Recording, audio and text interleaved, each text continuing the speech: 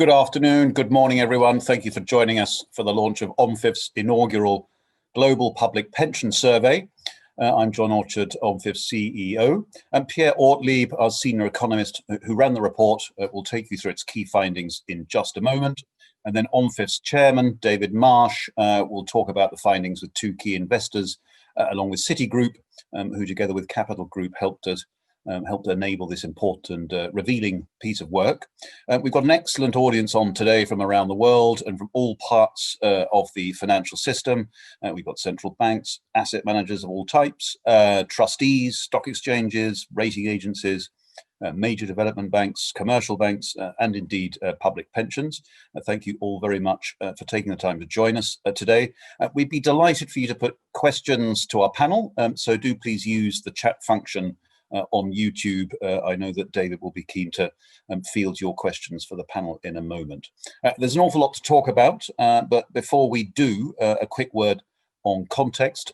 OMFIF has run a survey for 7 years called GPI, or Global Public Investor, which looks at asset allocation decisions among reserve asset managers and sovereign wealth funds. Do look it up on omfif.org if you haven't seen it. We found a complicated mix this year of risk on and risk off thinking, including a shift to gold together with a move into alternative assets in the search for yield, which we'll also talk about here. This new flagship survey examines public pensions specifically, which in total have around $17 trillion in AUM. And in it, we're mapping out the allocations, returns, and actuarial assumptions of 100 of the world's largest public pension funds, and including looking, as we do that, at key developments in stewardship, demographics, and operations management. Needless to say, these institutions have quite a difficult job to do to make the appropriate return with the instruments they used to rely on in the past for reasons you all understand, such as government bonds yielding nothing or less than nothing. Pierre will explain where they are going to try to solve that problem in a moment. Public institutions also have growing ESG responsibilities, and we'll look at that too, and the extent to which that is aligned with the financial objectives. It remains for me to thank you for listening in today. Do please send us your questions. As I said, David will be very happy to field them to our esteemed panelists. We've got some great speakers for you today. Thank you in particular to Citigroup and to Capital Group, who sponsored this key piece of research, and we really look forward to making it a time series for you. So with that, over to you, Pierre, to talk us through the initial findings. Thank you, John. Let me just start sharing my screen here.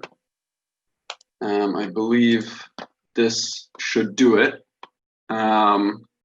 I'm assuming that I'm in screen sharing mode now, so I'll get started and I'll keep it brief so that we can quickly move on to our stellar panel. So, as John mentioned, we've been looking at public pension funds in the context of our Global Public Investor Report for a couple of years.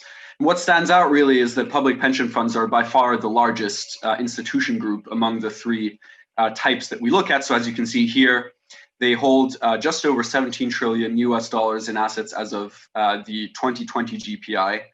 So that makes them, twice as large as sovereign wealth funds, and significantly more interesting and larger than central banks as investors. And so, just to kind of sketch the landscape a little bit more, the last year's GPI sort of demonstrated that the geographic location of public pension assets is quite skewed in its distribution. So as you can see over here in figure 2, most, or at least a sizable chunk of public pension fund assets are concentrated in the US and then in Canada, with Japan at second place. Obviously GPIF as a gigantic public fund, it makes up the bulk of that. And then you have other sort of classic pensions markets like the Netherlands, South Korea, Sweden, and the UK. So just to introduce the findings of our data aggregation exercise a little bit more, we have a chapter in the publication that looks at demographics with a great contribution from Torbjörn, who's speaking on the panel today, featured in there as well. And so, this pair of challenges that I want to highlight, the first one is demographics. And what you see here is basically that the balance between inflows and outflows has become rather unfavorable with retirees living much longer and fertility rates declining across developed economies. While at the same time, the other side of that coin is that investment returns have declined precipitously over the past sort of 10, 20 years, broadly speaking. So as you can see on the left-hand side, government bonds, once sort of the meat and potatoes, if you will, of a public pension fund portfolio, yield very little compared to at the turn of the millennium. On the right-hand side, you see kind of the returns across some major asset classes like U.S. equities, real estate, and you'll see that there's very little in sort of traditional fixed income assets like corporate or government bonds to be gleaned in terms of returns. So these two trends, they kind of crystallize in the first finding from our data exercise that I want to highlight, and that has to do with actuarial assumptions.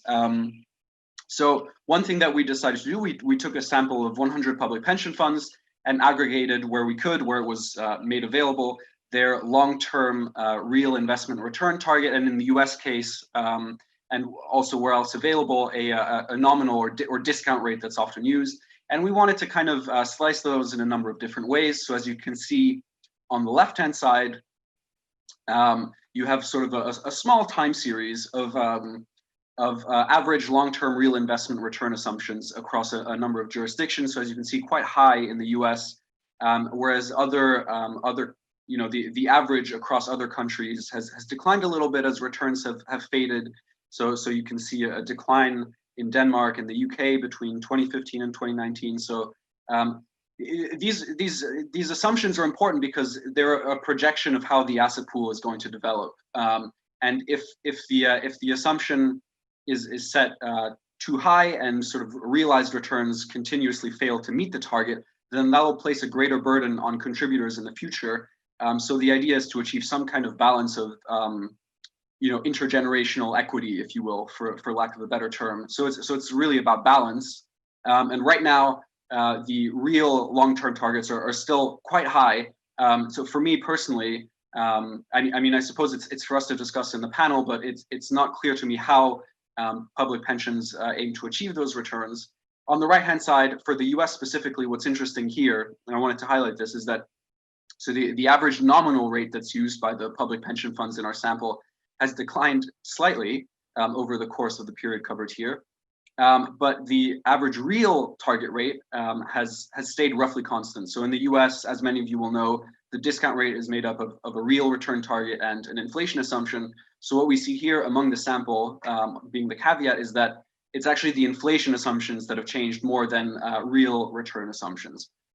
So with that sort of mention of returns and how to achieve them, I'll run to the second point, which is where we took this sample of 100 allocations that I mentioned, and we kind of tried to glean what the average portfolio looks like. So as you can see on the left-hand side, fixed income at 43.2% is still a quite sizable share, but I think lower than historical norm. Whereas the public equity share is at a third, is quite large, and you have another 13%. That's this gray and pale green section in real assets and private equity. We have an other share here in purple that includes mostly cash, I would say, in most cases, but also some of the other alternative investments that are a little bit harder to classify, like credit risk sharing or hedge funds. So refining these categories is obviously something that we can work on in the future. But so this shows kind of the average cross-country public pension portfolio across the 100 funds we've aggregated. These are all as a share of total assets. So with that, I'd want to point out that there are significant, sort of regional idiosyncrasies. On the left-hand side, you see the so-called Canadian model illustrated by our figures. So among Canadian funds in the sample, there's a much higher allocation to real assets and private equity, which is presumably to be expected. And then on the right-hand side, you see that in another case, Australian funds are sort of more tilted towards listed equities. So this is broken down by in different ways within the report. It's sliced by country, by AUM, by several different ways. So I point you toward the report for more on this on the data set. Finally, we also have a chapter on private equity, where we kind of look more closely at how private equity has been driving portfolios over the sort of past decade, how they've been leveraged to achieve sustainability objectives. And as you can see, again, Canada, the UK, and the US clearly dominate the sort of private equity league table, if you will. And one reason why that might be the case is that in the US specifically, returns on private equity assets tend to generally outperform the global average. That's what you see here in Figure 14. And then on a final point, I mean, I showed you a few slides ago these sort of relatively large listed equity slice, and these greater holdings by a sort of increasingly socially responsible set of asset owners, that sort of has allowed us, has allowed asset owners, asset managers to develop a kind of a more holistic conception of responsibility. And that's the last thing that I want to highlight. We have a chapter where we focus on shareholder activism by public pension funds in the corporate governance space. So as you can see here, we try to map out activity in that sector. And as you can see, there's quite a steep decline after, at the turn of the past decade, the start of the 2010s after the financial crisis. But my sense is that given this kind of this new sense of stewardship that we're seeing in a lot of among a lot of asset owners and asset managers, I wonder whether we could see an uptick in precisely these figures over the coming years. And just on the right-hand side here, I mean, GPIF, as many of you know, will have been very much at the forefront of a lot of thinking on stewardship, especially at the start of this year. You may have seen some coverage of it. And so we have a great piece by them in the publication as well as several other public pension funds across the report. So I'd encourage you to take a look at it. I'm very proud of our work on this. As a final point, I'd note that we've taken kind of the data that we've aggregated and made it available online to scroll through.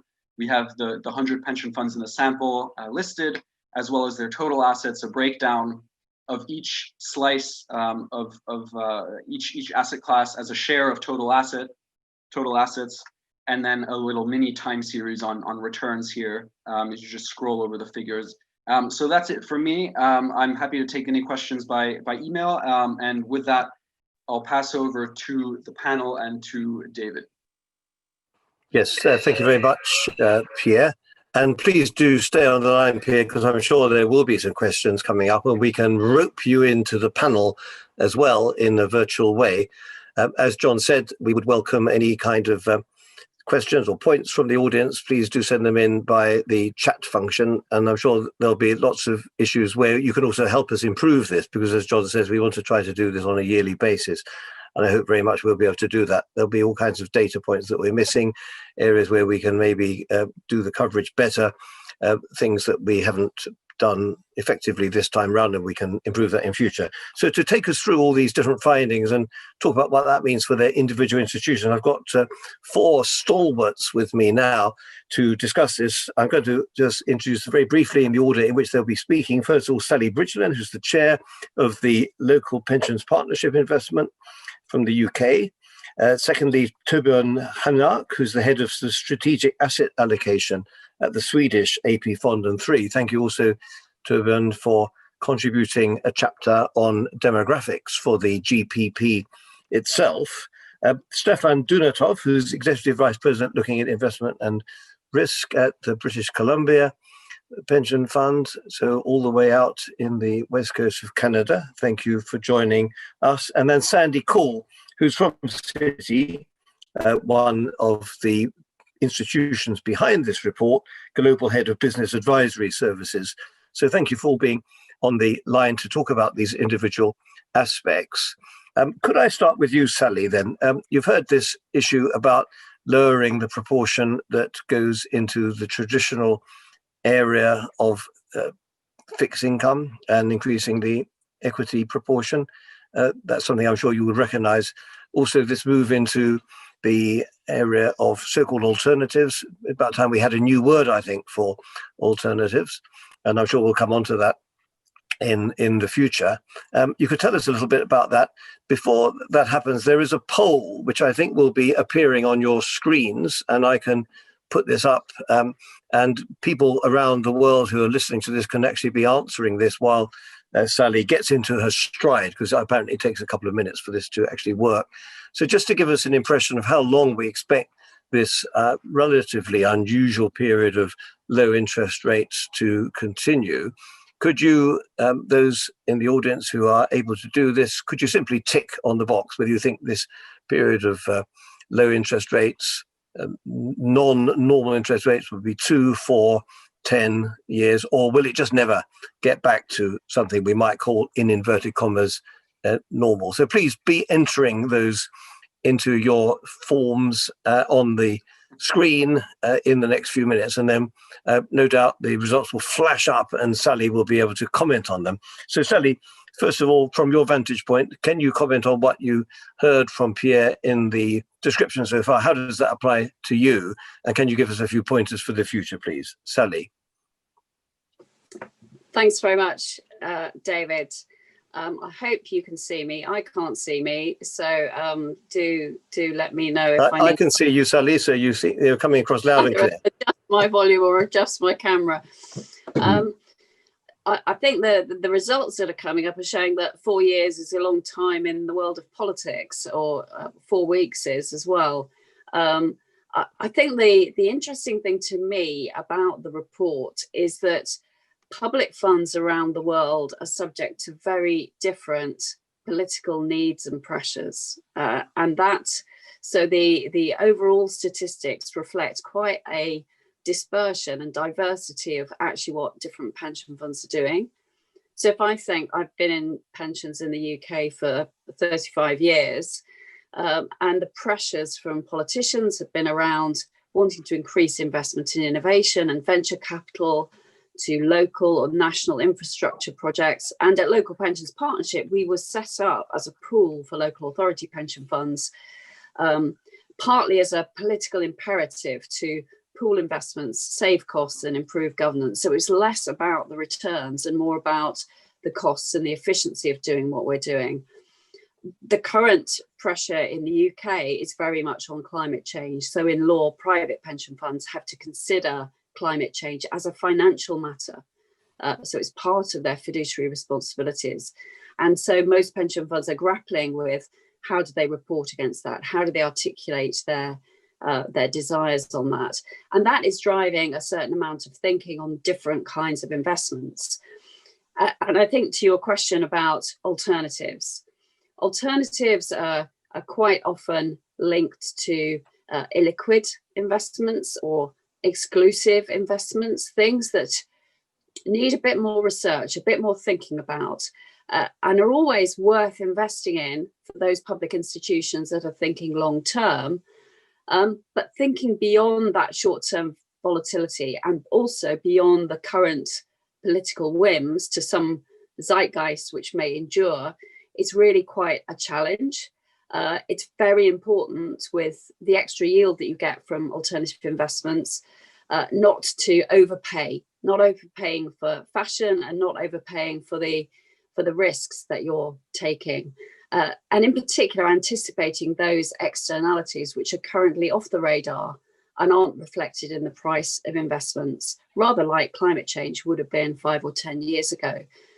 So if I had a crystal ball, or if I was thinking about the agenda, I'd say that a particular focus on infrastructure and the social impacts of COVID and the S part of ESG, the social part, are really something that need to be at the forefront when deciding how you're going to invest in the future. Thank you. Yes, just before I go over to Torbjørn, on this whole question of ESG, it clearly has become rather fashionable in recent times. Do you tend to use your own set of parameters? Would you and the other funds which are associated with you tend to use a lot of outside benchmarks and basically rely on them. Do you have exclusion policies, for example, which are put into place across the field, or do you just basically decide on exclusion on a case-to-case basis? Because some funds have a very principles-orientated approach here, and some have a very prescriptive approach. Just wonder what areas you're leaning towards in the way, Sally, that you look towards this hot potato of ESG. Yeah, so I think those who are trying to, if I'm mixing metaphors too much, tick a box with their hot potatoes are finding it quite difficult, because the indices, the index providers have got very different definitions. So you have to think quite hard about what you really want to be doing, rather than just assuming that there's an index out there that solves that problem. So being thoughtful about what matters to you is really important. The challenge for asset managers then is that their different clients may have thought about things in different ways. And these are things that different organizations, so I'm involved with other organizations, a couple of charities who've got very different views on particular exclusions and particular priorities, because one of them is an innovation charity. So they want to be pro-innovation in their ESG expressions. At the local pensions partnership, there are particular emphases that we have around avoiding thermal coal, but also we have to think about London, because we invest the assets of the London Pension Fund Authority. So that particular regeneration, social housing, those issues are very much on our agenda. So it's partly about exclusions, but it's very much at the moment in the hot potato. Those who are thinking about the hot potato are thinking very much about what are the positive impacts that we want to be making, and how does our mission as an organisation push us in a different direction from others. No, well, thank you. I'm sure that will be something we can elaborate upon. The poll that we've done does seem to show a suspiciously large number of people think that we're going to have these relatively low interest rates for about 10 years. So that's a bit of a rule of thumb that we can take here. I'm always suspicious of opinion polls. I tend to think that the opposite will happen. So that's something that we might then talk about in the course of this discussion. But we can probably now take that off the screen. We've heard what the audience thinks. Torbjörn, as well as telling us something about demographics, fascinating area that you discussed in the GPP report, can you also just comment upon this issue about how long will you have to be battling against this environment of very low interest rates? No, that is of course tied to demographics, which is a very natural thing. I appreciated the feedback from the audience here, and almost a third expect rates to return to normal within 4 years. That must mean that normal is close to zero. And it might well be. The demographics will probably point in the direction of normal policy rates to be close to zero. And why do I say that? Well, first of all, we have been on this journey from high policy rates, I guess, to zero negative policy rates for the past 40 years. So it's been a journey. It's not been an event.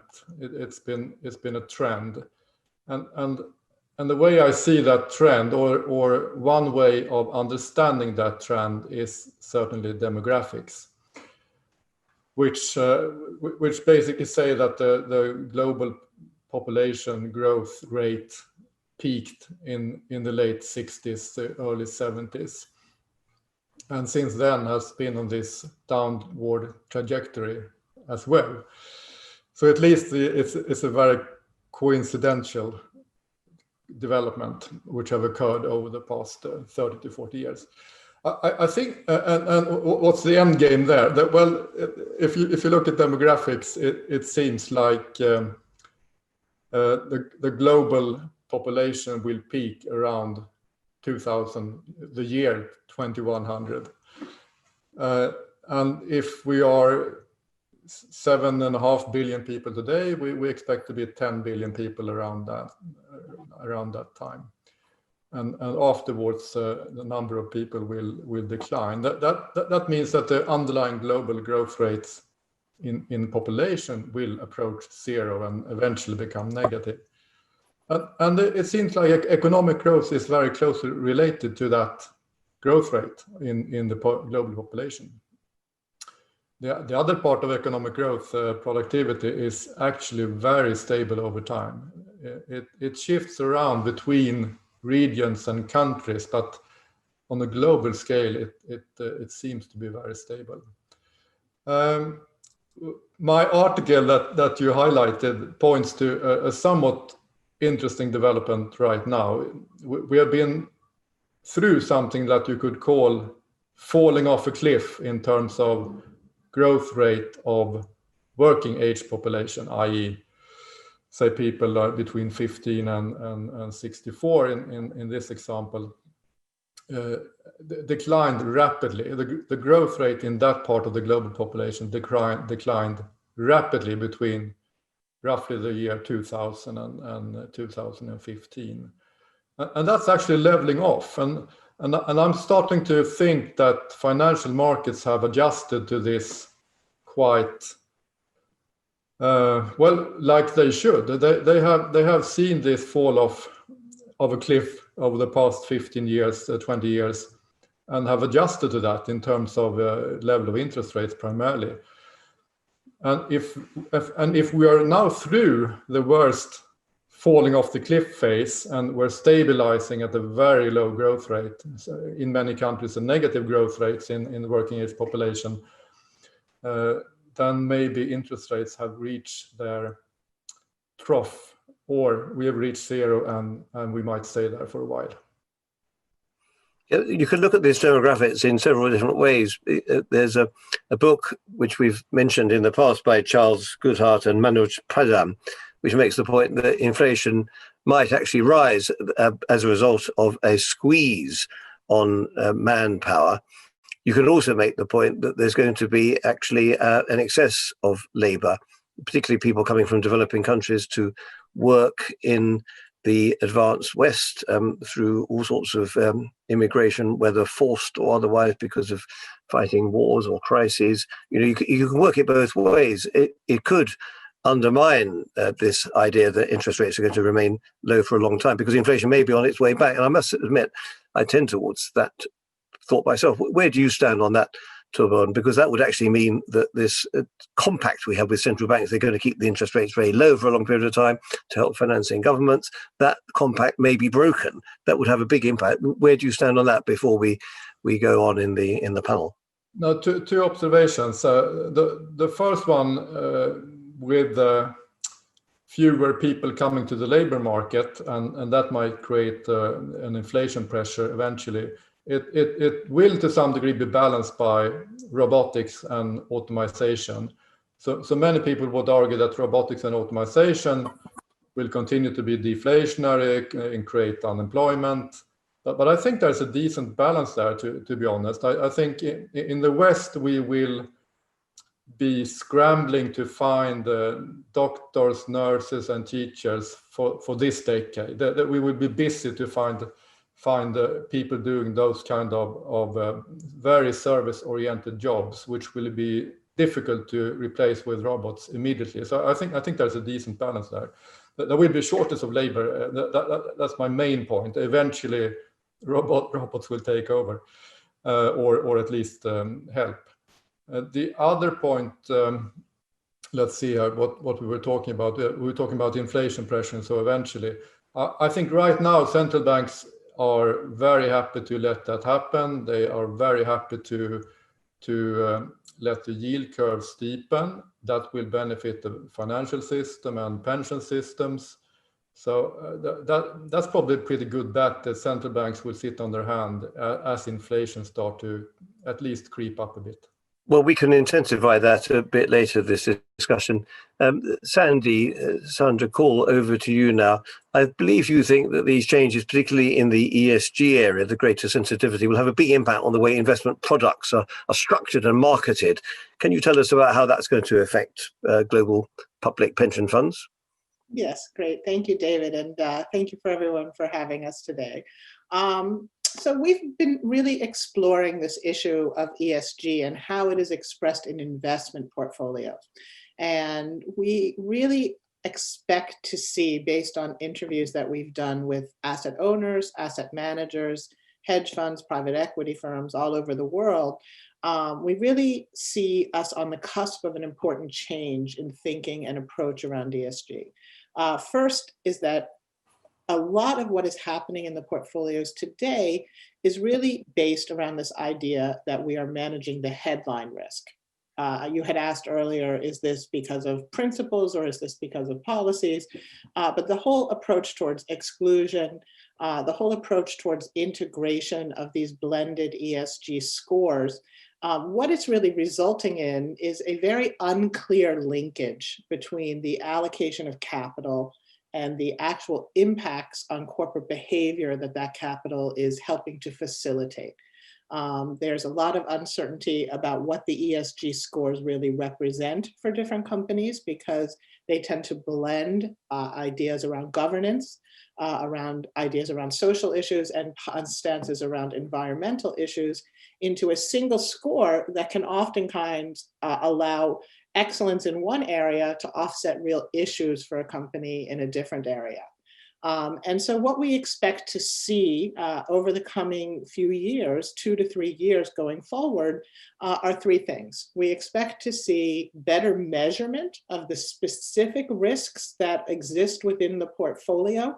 And we think that the launch of the European Union disclosure rules in 2021 will really help to stimulate this shift, because there you're going to have to see both issuers and companies as well as investment managers begin to very specifically report around their activities' impact on climate change.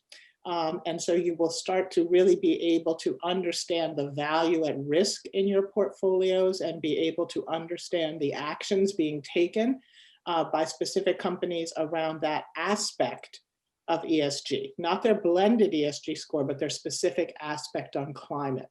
And that's illustrative of where we think the whole trend is going. Thinking about ESG as a blended phenomena oftentimes masks some of the underlying change that needs to happen within the companies. And so we think we're going to be able to use the increased transparency that we're going to be getting from companies. We're going to be able to use the better framework for measuring materiality and the materiality of different risks within companies. That's coming out through new standards like the Sustainability Accounting Board standards from SASB. And we think that the products that people invest in are increasingly, instead of just integrating ESG as an overall risk factor, they will begin to really target the key performance indicators that will measure whether a company is reducing a risk in ESG, or as Sally had mentioned earlier, is actually creating a positive impact that you can point to in the portfolio as additionality. And so we see a big shift coming in the way that ESG investing is happening. And we think that the increased focus by asset owners and the increased perception that these pre-financial risks, these risks that emerge from the E, the S, or the G factors that have the potential to impact the financials in your portfolio, that they will increasingly, we will start to look to manage them, not just have headlines. And Sandy, do you see the regulators or the authorities in all these cases, let's say in the EU, they will be the ones in the driving seat? Will it be the pension funds themselves who are taking this more rigorous attitude? Who's going to really have the upper hand in asking the investee companies to take these steps? Yeah, I think that, it will be a dance. Part of it will be coming from the regulators, and a lot of the early push to get companies to be more responsive in this way may start with the regulators. But what we're already seeing, David, is that there's a significant change happening in the banking sector. And we all deal in markets. So I think it's very clear to understand that as the allocation and the access and the cost of capital begins to change for these companies, I think you'll see a lot of the impetus shift from the regulators to the companies themselves. Yes, there will be a bandwagon, won't there? And there'll be people will say, well, we don't want to get left out of this. I mean, you see it happening already. So we've actually ranged over quite a number of themes. Let's go over to you now then, Stefan. What strikes you from the poll that we had just now? What strikes you from the overall findings? Do you agree with the idea that we're going to have to get ready for the low interest rate scenario to carry on, or could something affect that outlook? Stefan. Hi, David, and thanks for having me on. You're looking very reflective. I like this. You're thinking great thoughts in British Columbia, clearly. Well, we'll see. We'll see. I think the challenge here is it's a bit of what Torbjørn said beforehand, which is that this has been a journey, not an event, right?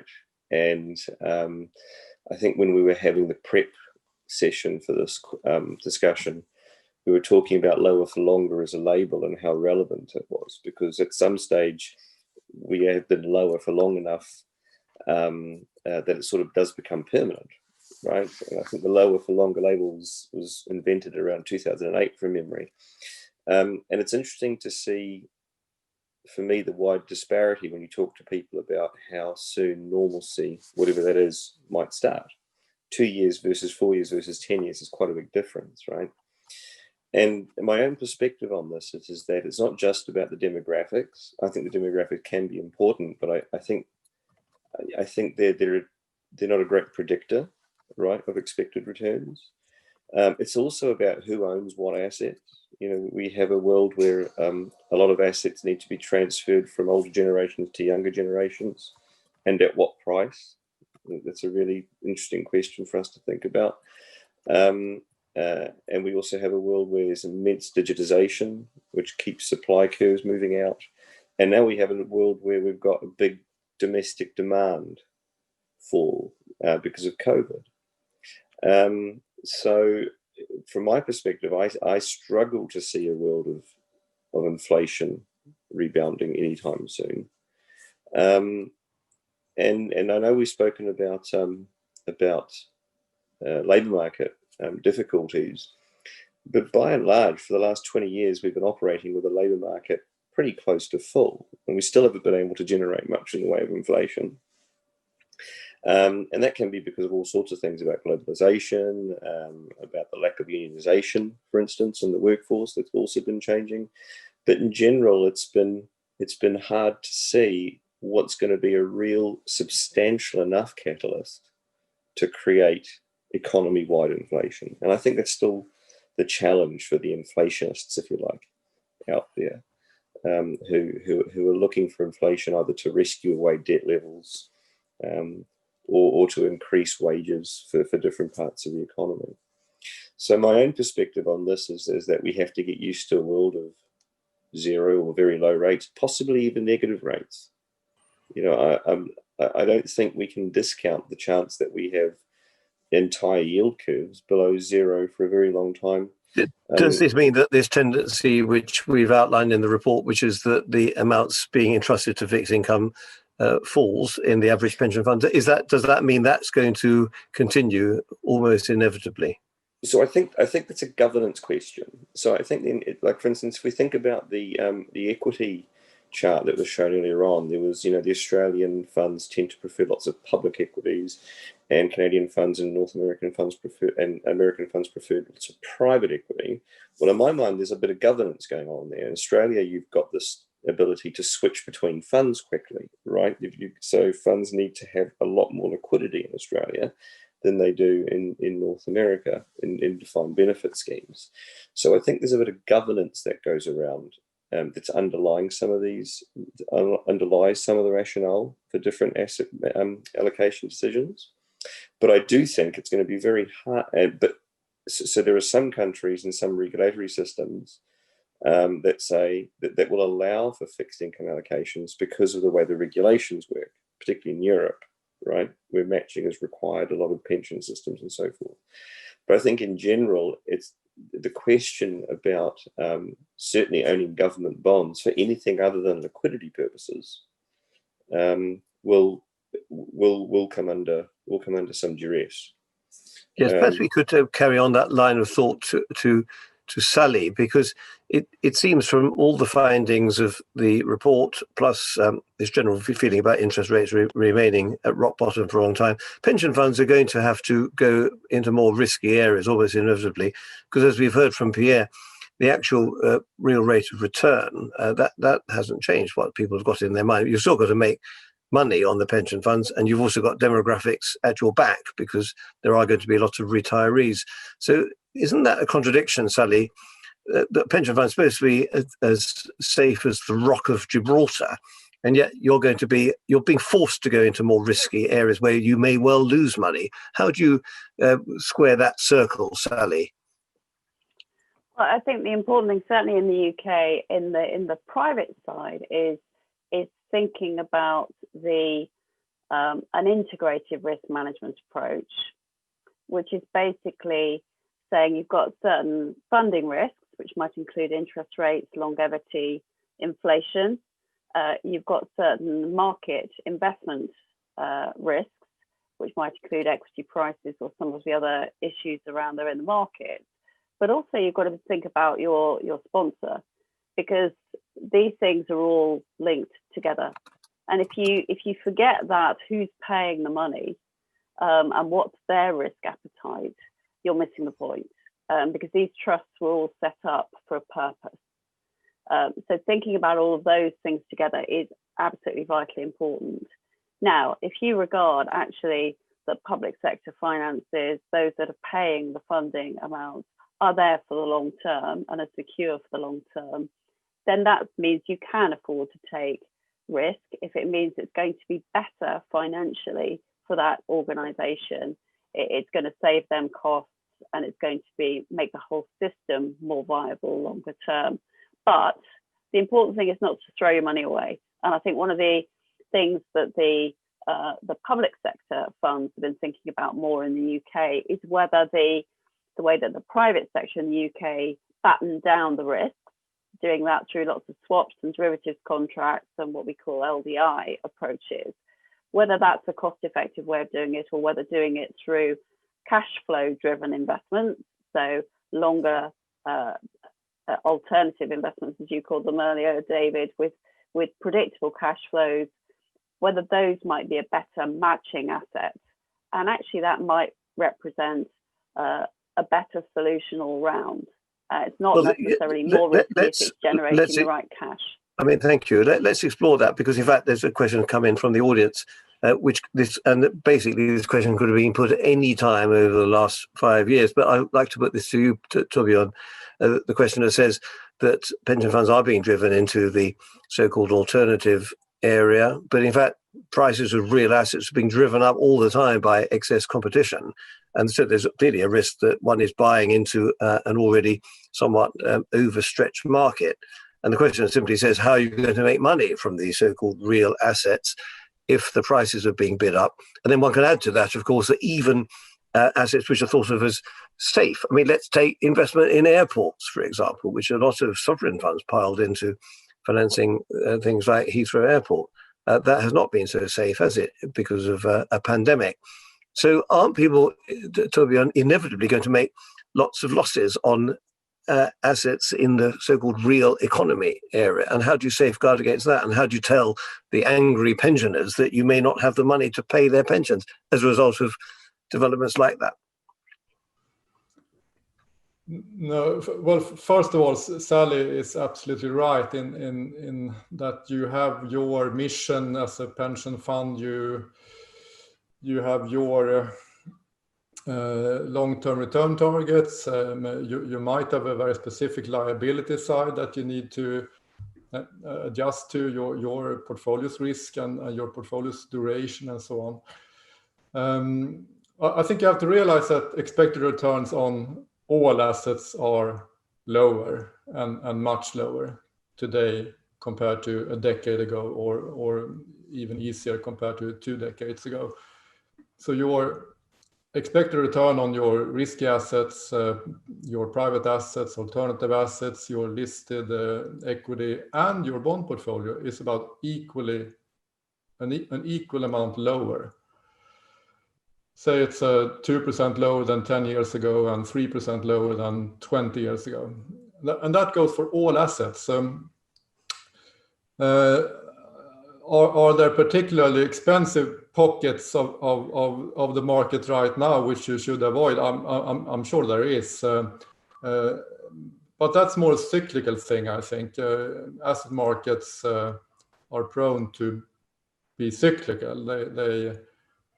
They are either very cheap after a very volatile period, or rather expensive after having recovered from a volatile period. And we are probably at that point at the moment where assets are relatively expensive. And this recovery we have seen since March is, of course, exceptional. We haven't seen anything like it in history in terms of speed and magnitude. Well, we might just add on a question to you there, Torbjörn, before going over to Sandy. The latest spurt we've seen in the last couple of weeks, because of the vaccine news, has been actually the biggest change in the style way of looking at stock markets for about 20 years in terms of the defensive stocks that have been very much in the ascendancy have all been now driven themselves onto the defensive, and the classic growth stocks that have been put in the shade, I'm not talking about the tech stocks, the other areas of that area have been now very much back in line and very much in buoyant. I mean, is this something, just looking at the performance of the last 2 weeks, is this something that you think yourself is a bit of a shot in the pan, is something that will just be temporary, or has this vaccine news, do you think, completely changed the fundamentals of the stock market because people are thinking now about a return to something like normal by spring next year? Well, it is a rotation within the equity market. It has done some good on the overall equity market, but these rotations go on and are very cyclical in nature as well. I think so far the market this year has been sort of caught in the headlight all along. So it has not been long term at any point this year in its actions. I think the market is still very much caught in the headlight. Yeah, well, I think we have to excuse the market for being caught in the headlights, really. Sandy, let's go back to you now, away from these temporary blips in market developments, because we may come back here again in a month and things may be different again. But could you just go back again into this structural change in the industry when you start looking at the ESG that you were talking about before? If you talk to some of the big public funds, like, say, CalPERS, they are part of a very big movement around the world under which they are enlisting with other funds, both public and private, to bring about a change in behavior by the very large corporates that themselves are responsible for a good part of the world emissions. Do you think this kind of partnership between the pension funds, from your vantage point, Sandy, at Citi, do you think this partnership between pension funds, whether in the interest of ESG or anything else, co-investment, for example, is now here to stay? They say there's safety in numbers. Let's band together for various reasons. I think that there's absolute value in that. And I think that the long-term investment horizon and the sense of fiduciary duty and the intergenerational requirements of pensions position them very well to be the advocates of long-term investing orthodoxy, right? And I think that a lot of what has happened in recent years has become more and more short-term in the market. And as large asset owners, it makes sense that this is an area where pensions would band together, because there is a common sense of what needs to occur. But I don't think it's going to be just pensions, right? I think that as these key performance indicators become clearer and people understand what it is they want to measure in the portfolios, we're already beginning to see the large investment managers also partnering with corporations to think about how to structure new types of bond contracts that will actually embed certain key performance indicators into the instrument itself. Right. And so that too could help to really forge this partnership And it could be a three-way partnership where the pensions are engaged as well in really understanding what is it we want to collectively see happen to improve the long-term valuation prospects of these companies. And can we use the financial instruments to actually direct money in that way? And I think that just to comment on some of the conversation that we've been having, I think that there's some other key structural changes that are happening that are going to help with the allocation challenges that we've been discussing.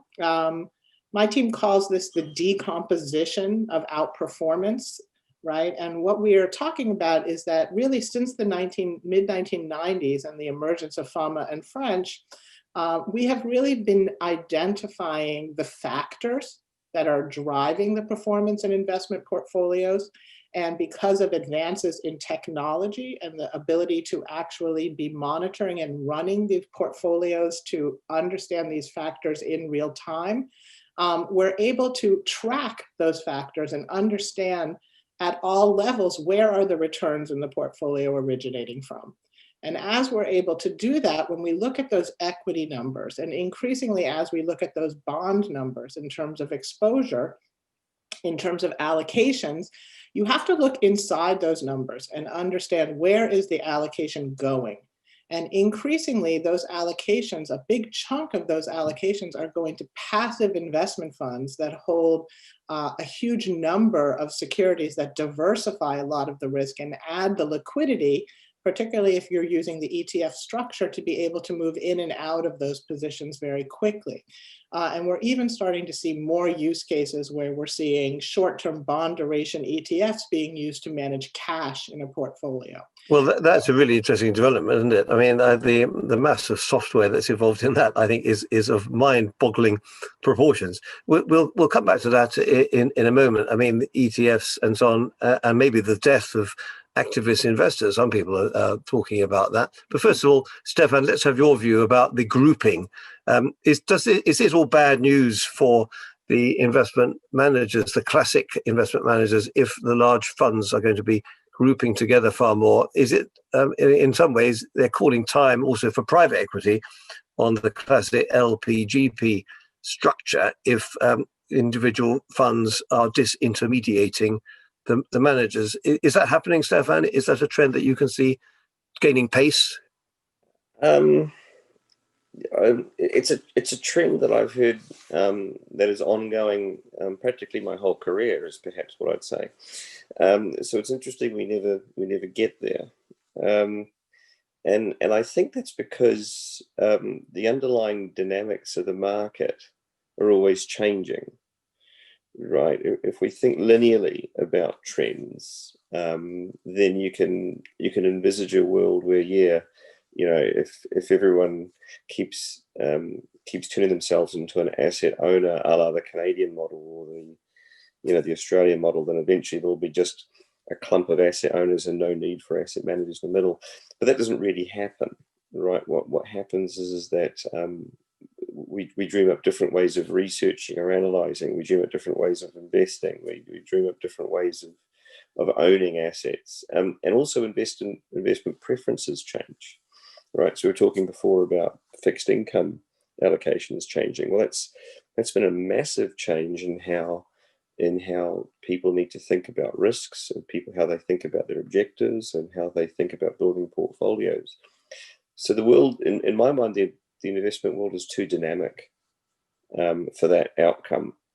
And how does it work with your fund? Can you be specific about British Columbia, the extent to which you have taken some of the risk management, say, in-house by, as you say, becoming an asset owner in, say, private equity rather than asset manager? Have you basically taken over a lot of additional personnel to carry out those? Yeah. So if I could talk about how we've done this, what we've done is that. So the challenge you have as an asset owner is how do you make sure you get access to the full complement of opportunities out there? So we can't go out and have 50 offices around the world to make sure we get all the right deals right around the world. So we do have to rely on partnerships, whether that's in private equity or in infrastructure or in private credit, right? So we need to have a partnership model where we have key personnel internally who are making the key decisions, also running portfolios internally, but still relying on partnerships externally in order to make sure we get the right breadth of opportunities, right? And how do you actually select those partners? Do they select you, or are they just the last person you met at a conference, to the extent you're going to conferences, or is it all part of some strategic plan that you worked out? I think it's got to be a part of a plan that fits in with the idea of how you meet your overall objectives. Right. So there also got to be investment preferences in there. So if you have a preference for business to business investments rather than business to client investments, retail investments, that will change the sort of partners you do look for in the industry. That's quite true. But I'd also add one thing. You mentioned about what else that you need to insource. And I think you need to insource and build really good what I call strategic risk systems. And these are the systems that allow you to add up and think about all of the challenges and all of your risks at a total portfolio level, and say, right, what are the key risks apart from VAR and apart from traditional risks that we need to be worried about? What are the things that are going to tip us over in difficult times?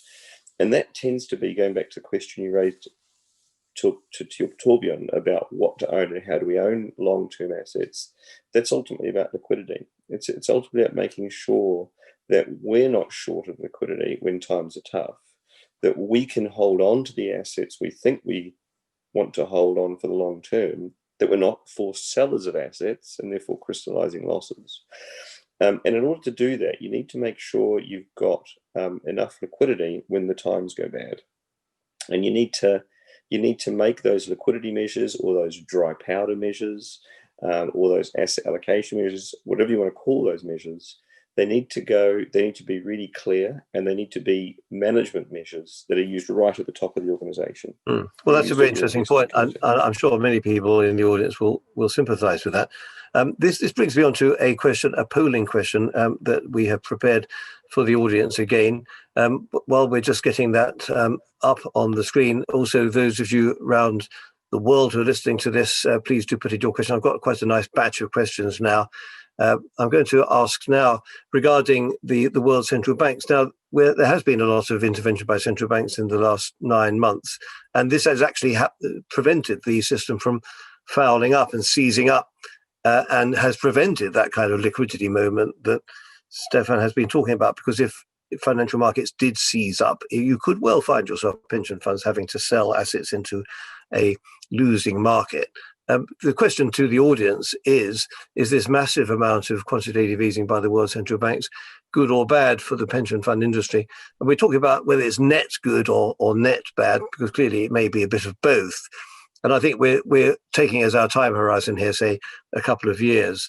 Is it good or bad or neither? Because you could say it leads to a lot of distortions as well that makes your job actually more difficult. Also, Pierre Ortlieb, although he doesn't know this yet, you can maybe comment on this, Pierre, after the findings come out in a minute or so. And so, Pierre, when the final results appear on your screen, I'm going to ask you, Pierre, to comment on this. First of all, let's just have a question from the audience. And if I can maybe put this question, first of all, to you, Sally. The question says, has the pandemic generated what the questioner calls a bucket of themes that pension funds will look to capitalize upon in coming decades, digitalization being one obvious beneficiary? So, Sally, tell us about your pet themes now, please. Well, if you really want me to tell you about my biggest pet theme is long-term care for the elderly. So we're pension funds, right? And we care about the quality of our retirees' life. And yet this pandemic has generated an impetus, I think, to a theme that was there, and that all of us, I'm an actuary, I know the demographics, it's not working in our favor. we've got an unsustainable old age care system, and I don't think any of the countries represented around this table have cracked this. So my theme would be what can and should, on the S part of ESG, pension fund investors be doing to make sure that actually not only can we pay the pensions, but the pensions are going to be spent on things. Okay, well that's very good.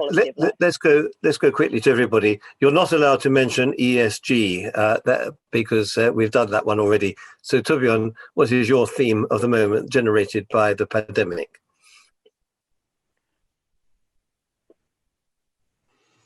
Speaking silence. No, I think as we pointed to before, starting with asset price valuation, there are no. I don't think there's any bargains that pop out from the pandemic. I think the most challenging thing for us as a significant property owner is how will the use of those properties change. Eventually, I hope we will have a good plan for that and be able to adjust our property. You're talking about commercial here, clearly, not residential. Yes, we are. Yes. Okay, Sandy, theme of the moment? I think by far the theme of the moment has to be the real huge realization of how risks in a systemic risk event cascade in unexpected directions. And therefore how really kind of decomposing something like climate change into a geographic risk or a sector risk doesn't really work, because you don't know where those risks are going to really, what other sectors are going to start to be impacted as part of the cascade. And so what I think the biggest theme is going to be is an increased thinking about supply and demand chains, and an increased sensitivity to not just the company's valuation itself, but what is the ecosystem that the company is operating. Well, that's a very good answer. I'm sure that you've got an algorithm to help us on that as well.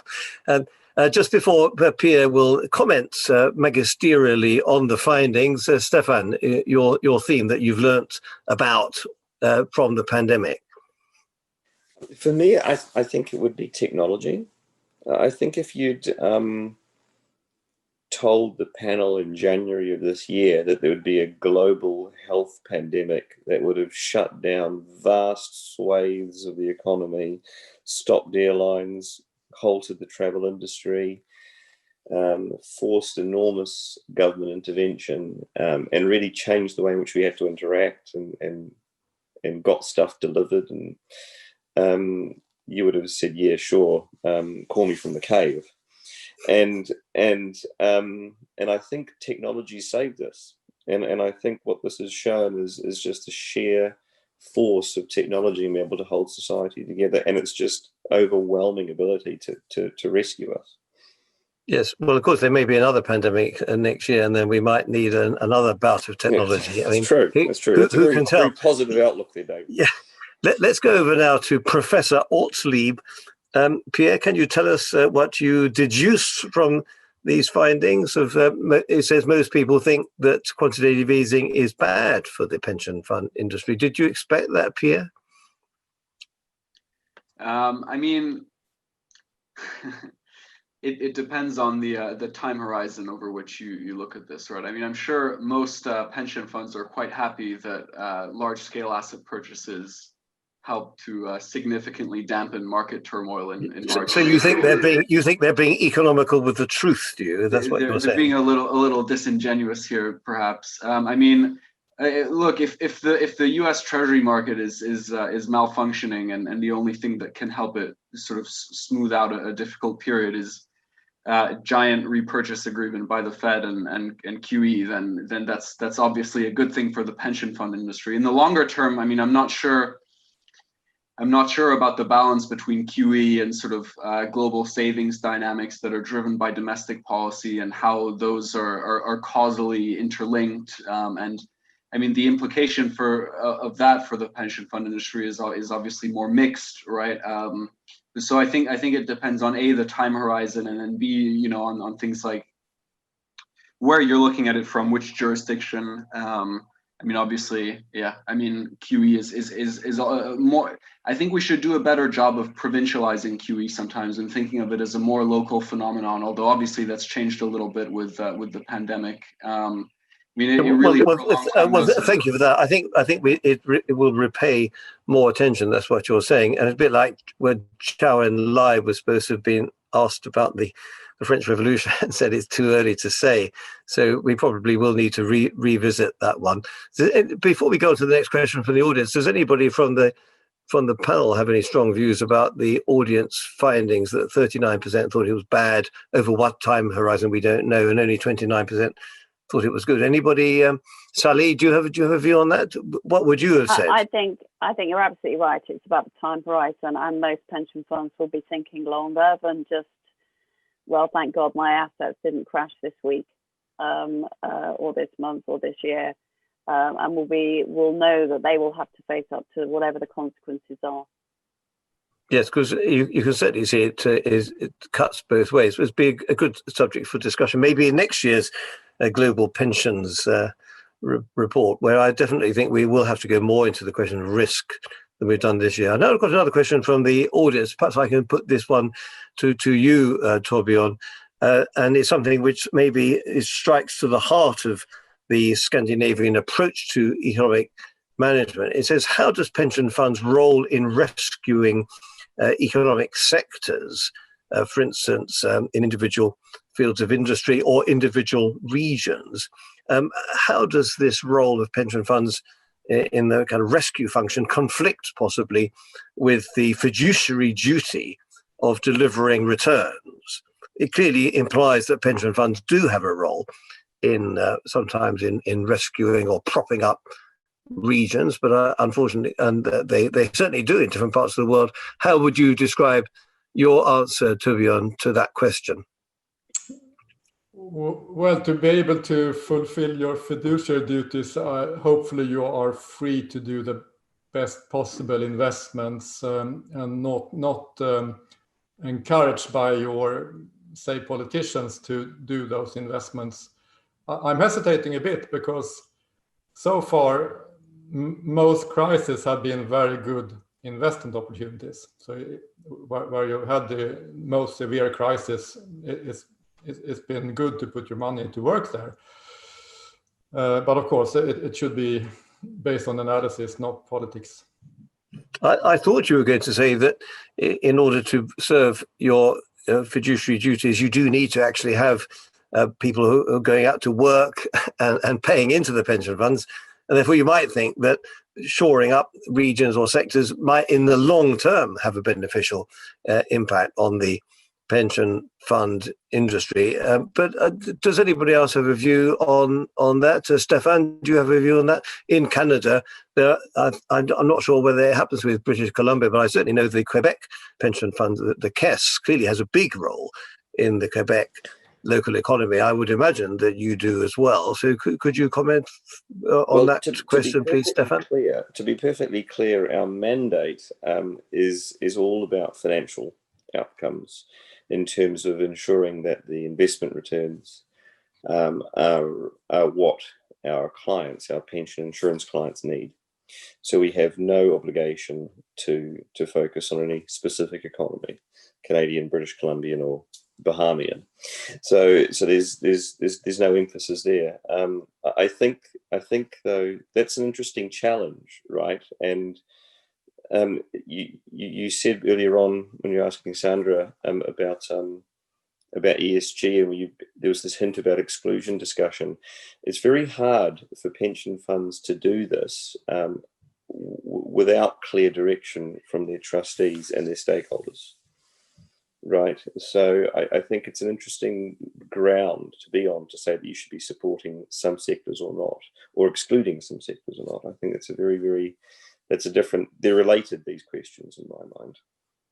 Yeah, well, maybe it's something we can come on to you with, Sandy, because in terms of exclusion, if we're just building a bridge between what I asked earlier about exclusion and this question, which is about diverting money into certain areas, so it's kind of positive exclusion, if you like, or it's doing the opposite of exclusion.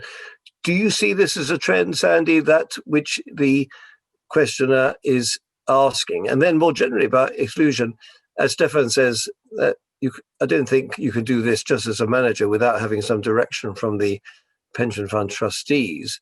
There could be a tendency, broad brush, for instance, would a pension fund say, I'm not going to invest in airlines because they, by definition, burn fossil fuels? It could lead to slightly ludicrous outcomes because, after all, undoubtedly, airlines do serve a social purpose, but they're not just flying business people over to Milan for a day's work in the coal face. I mean, how would you react generally and specifically, please, Sandy, to that question? Well, I think you just illustrated the exact problem that we are encountering with this use of blended ESG scoring today, right? Because we're excluding companies because they have a poor aspect to their score, and because we don't have any direct lever to actually measure the company relative to that specific indicator, we're forced to use these very blunt force measures. And as a result, all of this exclusion that's happening in the pension portfolios is really doing nothing more than addressing the headline risk of the long-term value of these companies. And so I firmly believe that instead of exclusion, as we can tie the capital to the measurement of behavior, a lot of the companies that are being excluded today in the portfolios are probably going to become some of the most sought after investment targets because they have the potential to have the most change and to change, therefore, their underlying long-term valuation the most, right? And so I think we're going to move completely 180 degrees away from exclusion. And we are going to increasingly get better about tying the capital to both financial returns and non-financial KPI improvements. And that will be the real, I think, blend that we need to really allow ESG strategies and pension portfolios to really become effective at fulfilling their aims, right? And just one point on the fiduciary duty, a lot has come out because of the Department of Labor having put out these rules in the US saying that, they were excluding corporate pensions from having an ability to invest in investments that were being done for any social purpose. And there's been a lot of controversy about that. And I just want to clarify for people that there's a very specific set of circumstances as to why that is the case for corporate pensions under the ERISA rules in the US. And it has to do with the US government being the backstop to those companies in their pension. I'm sorry, I didn't understand that. How do they define social purposes? What does that mean? Anything that, anything that has an exclusionary aspect to it is really under scrutiny now by anyone in a corporate pension plan. So I think that to this exact point about, is the current approach to ESG actually counterproductive in some aspects? I think that, the answer is clearly yes, but the tools that can make it more productive are on the horizon. And I think that we will be able to see much better strategies going forward. I mean, it is an interesting point because I noticed that yesterday the British Prime Minister Boris Johnson put forward this idea of some kind of green deal for Britain. And of course, the promoting nuclear power is all part of that because in a certain number of countries, nuclear power is thought of as being very helpful. It reduces carbon emissions. If I was to put that forward in Germany, that would not go down very well because their nuclear power is thought of as being supremely ungreen. So does anybody on the panel have a view about nuclear? I mean, where that should fit into an ESG portfolio? I mean, Sandy, you were talking about all this beforehand. Do you have a quick view about is nuclear green or not green? I don't feel like I am qualified enough to talk about a specific sector in the industry. I will defer to my much more. Torbjörn, Sweden's got a certain amount of interest in this. What is your view? It's a completely random question to you. I've just put this to you, Torbjörn, because you look rather professorial and therefore you might well have a good answer to this. Well, AP3 does not exclude nuclear. I'm part of the WWF investment committee here in Stockholm for the Swedish WWF. we do not exclude nuclear, but it's a very, very hot topic, in particular in WWF terms. No, I really enjoyed Sandra's comment. It's, to move forward and see this as a transition and take responsibility for that. I think that's super important. I mean, what does it help to divest from a sector? I don't think it's due. Eventually, you have to divest from some companies that you don't like and they don't listen to your opinions. Should you divest from certain sectors? Yes, sectors that they cannot come back, you should probably divest from, at least from a financial perspective. But looking at the total energy sector, we are super dependent on that. So, well, also I think the word you use is transition, and I think this is where the G in the ESG is very important, because if you've got a governance system that allows stakeholders to talk to companies and find out what they're doing in their transitional arrangements, these transitions may take 50 years, but you've got to start somewhere, and therefore it's not it's not just the starting point and the end point, it's the process that you need to look at, isn't it? And that's what these ESG processes really need to concentrate on, I think, in looking at the whole overall path. Now we're getting towards the final 15 minutes. I want to round off also on a question that I hope will help us put together the GPP for next year. So I want to reserve a little bit of time for that. And Pierre, I'm sure you'll be listening particularly to that point. But I've got a question from the audience, in fact, a couple of questions. One is about Asia, and perhaps I'll put that to you, Stefan, since from the west coast of Canada, you're looking towards Asia. Could you tell us, please, Stefan, how does COVID, how has that affected your views about Asia, the pandemic, and the relatively good performance of Asia macroeconomically? How do you fit Asia into your investment portfolio in the medium and longer term, either positively or negatively? Well, so right now, I think on COVID, I really do think it's too early to tell what the impact is, right? So, I mean, we have a global portfolio. Regardless of the asset class, really. I mean, we're at different stages of globalizing it, you could argue, but certainly in global equities and private equity and infra, we have a global portfolio. We in terms of the impact of COVID on Asia, I'm not so sure it will be much different. I think if I was to try to categorize impacts on economies, I'd look at how strong their underlying public health systems were. And in that sense, you can get quite different outcomes across Asia. You know, Singapore, for instance, itself is fantastic. The ability to distribute vaccines once available, which will be a lot about how urban or how non-urban economies are. And then I think once vaccines are out, the ability to re-engage in the economy, the ability to get back onto the global trade bandwagon, the ability to reset trade flows, which I think is really important for a lot of Asia, right? We think about Asia as an export powerhouse. So those would be the three questions I'd have in my mind as we thought about this for the next 12 months. And I suppose if you're thinking about China, it's not just the underlying health system, it is the overall system. The whole track and trace in China works very well because you do have a totalitarian system. That's the point, with a lot of control.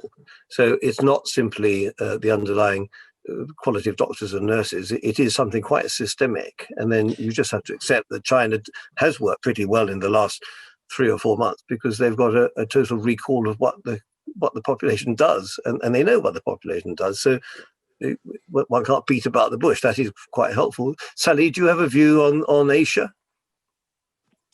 I think that one of the most interesting things we're tracking right now is that, you know, because of COVID, I think that a lot of the tension between US and China has become exacerbated, and probably we have moved years forward in terms of the degree of hostility that's starting to emerge between the US and China. I hope not too many years forward, otherwise we'll be getting to the end of the world, won't we? We don't want that. Not too many years. Yeah. But I mean, you do see the SEC is considering rules to delist Chinese companies. You've seen all of the homecoming IPOs, and yet you've also seen the issues that this brings up for the international market, with them having pulled the Alibaba IPO 2 days before it was due to go forward, right? And so, you know, while we continue to see Asia, and I think Asia's role has been strengthened because of its responses to COVID and its ability to get its economies back online in a much more effective way than many of the countries in the West, I think that it also has highlighted some of the issues that come with having those kinds of governments that do have the ability to exert kind of capricious control over Well, that's a good point. I mean, we don't want to get too waylaid by the ant issue, especially 10 minutes from the end. But I thought that was a very positive aspect, actually, because it shows that the Chinese are slowly waking up to the real world. There were real conflicts of interest in that IPO, and it should never have got to the stage, I think, 2 days beforehand. But I think they did the right thing in the end. But maybe somebody else has got a view about Asia in general. Sally, have you got a view for the local authority partnerships about bringing Asia into the UK pension portfolios? It's certainly already in the kind of global approach that we would use towards equities in the UK. I think because the UK stock market has always, or at least within my working memory, been fairly sector concentrated, it's been really important to diversify out. I think what's interesting is how Asia, where we're talking, the conversations we're having here about social issues, about political issues, and the risks that come with those. So to Sandy's comment earlier about how do you blend all these things together, including the risk perspective, but also the systemic issues. Our current, quarterly performance, and latest stock, announcements, is that really ticking the boxes in terms of how we should think about a system and economy that differs very much from ours, and how we yes, well, I think it's a very sensible way of looking at it, and from the overall point of view of risk, and the fitting countries and geographies into that, rather than starting with the countries and geographies. I think that's the right way. Yeah. A question to you, Torbjørn, for the audience, and then I want to go on to the planning for the next year's GPP. So after Torbjørn, I want to ask Pierre very quickly to say what are the plans for next year's GPP, and then I want everybody to help us to produce it. And I'll therefore be asking a question of the audience in inverse order. So I'll start off with Stefan and end with Sally. But first of all, Torbjørn, a question from the audience. What is your view on the use of leverage in pension funds? As the head of strategic asset allocation, I'm sure you think about this, maybe not every day. And also, has COVID, from your point of view of AP3, has that affected your desire or ability to use leverage? I would love to talk about Asia. And we'll do that as well. I'm not cutting you off. Tell us about Asia, but tell us a bit about leverage as well. No, sorry, I'll try to make two quick answers then. Yes. But I can't talk about demographics in every investment committee meeting because it doesn't change much. So. I bet you do your best, though. No, I also talk about geopolitics. That changes a bit. So that's my Asia angle in a sense. I think we have. I think that's a new thing for long-term investing. I think we have 3 distinct geographical financial areas. I think we have Asia, Europe, and US. And investors need to think in those terms more. And of course, Canada belongs to Europe in this. Canada belongs to Europe. You heard it here first. Yeah. So that's my Asia angle. And the other question was leverage. We go more and more into implicit leverage because we use more and more private assets, and that is property companies, infrastructure, and timberland, and private equity for us. They use more and a lot of leverage. So I think that's the way we make use of free money, if you like. I see. What, just as a rounding off to you, what is the percentage in AP3 then of these so-called private assets that are not publicly traded, what proportion roughly? 1/4 of the portfolio, roughly. Yes, I see. So it's a bit above benchmark, isn't it? And that's clearly a very important part of the overall findings of our survey. Pierre, just in 1 minute, are there any plans for GPP 2021? I know we've only finished with the GPP 2020 is just 1 day old, so you've got 364 days to go, but I'm sure you're thinking about this already. Give us an overview. It really keeps me up at night, David. I do. I mean, I have several kind of things that we want to explore. I mean, Stefan made a great comment earlier, I thought, about how governance shapes asset allocations, and Australian funds having to hold more sort of liquid listed equities. I think that's something that we want to explore further. I mean, in the US, you have these massive funds that hold treasuries that are specifically issued to them. I mean, things like that, those sort of intertwinements. I'm interested in sort of hedging behavior as well, and how pension funds hedge. That's something where the data, I think, is probably available, but it's more challenging to collect. So things like that, and obviously ESG, particularly. I mean, we looked at the corporate governance side this year, so maybe we'll have to look at either the E or the S next year. So things like that, I think, are okay. Well, that's banking up on the horizon. Now we've got 4 minutes left, so you've got 1 minute each, basically. So starting off with you, Stefan, what apart from the one you mentioned already, which is technology, what do you think we should be looking at as trends which are shaping the industry for the next 12 months? Oh, next 12 months. Well, or longer if you like. Well, I think this I think the trend to more and more liquids is unstoppable, and I think how asset owners generally think about liquidity as a tool as well as a management tool and a decision tool is really important, because it's liquidity management that's allowed the people who have got through the last 12 months without selling assets at losses to be able to successfully avoid crystallizing those losses. And I think the other thing that's a very important. Yeah. Thank you. That's an important point. And of course, that does depend also partly on the success or otherwise of the authorities in managing the overall system. This clearly is something that depends on a lot of other people. Sandy, you're not allowed to talk about risk because you talked about that already, and you're not allowed to talk about ESG. So what else would you put into the GPP survey for next year? One of the things that we talk about a lot and have been tracking very closely is the level of internalization of trading responsibilities that we're seeing from pensions around the world, and how that alters your relationship with external managers and where you most strategically can deploy external managers and where you can most strategically partner with external managers, and what makes the most sense to internalize from a cost and an exposure perspective in terms of your portfolio construction. Well, that's very good. Thank you. And you've all done really well so far. Sally's got the most difficult part because you're not allowed to mention anything that anybody else has brought up. So, Torbjørn, without mentioning anything that's already been brought up in the discussion, what's a big theme would you think we should be focusing on for the report that Pierre is going to produce 1 year from today? Torbjørn. I think the global investment dimension, so I already mentioned that one in terms of geopolitics, but I think that one is not going away with the recent US election.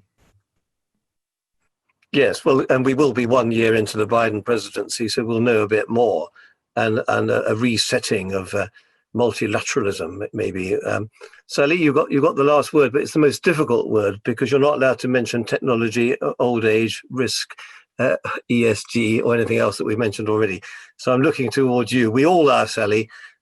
Big expectations on you. So I think I'd say purpose, politics, and regulation. Underneath the behavior that you're seeing, it's quite a mix of different constraints, different motivations, unpacking that, understanding that, to me, is the most important thing for other people looking at the report and saying, how should I do different things differently? And the real important one in there is time frame, as we have talked about before.